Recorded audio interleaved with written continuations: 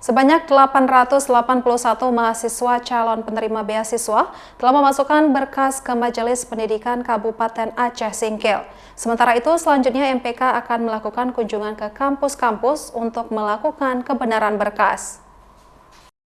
Waktu penerimaan berkas mahasiswa calon penerima beasiswa dari Pemkab Aceh Singkil tahun 2023 telah berakhir.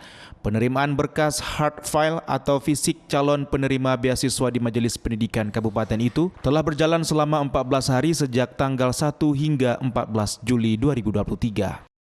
Para mahasiswa yang mengumpulkan berkas ini merupakan mahasiswa yang telah dinyatakan lulus pendaftaran online.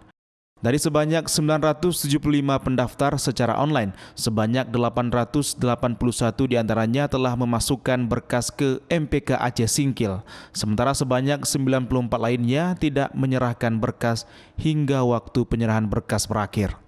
Kepala Sekretariat Majelis Pendidikan Kabupaten Aceh Singkil, Masyitah, mengatakan selanjutnya pihaknya akan melakukan kunjungan atau visitasi ke kampus-kampus para calon penerima beasiswa.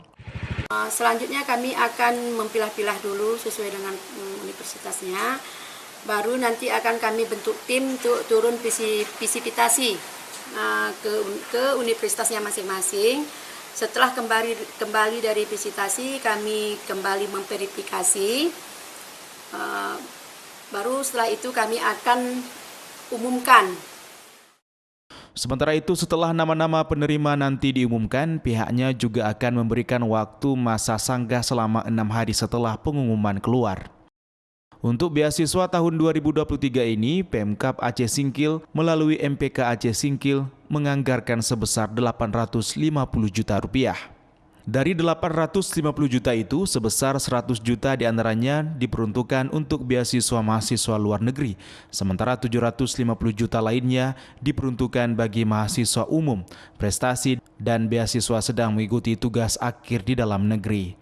Dari Kabupaten Aceh Singkil, Suparman Munte, iNews melaporkan.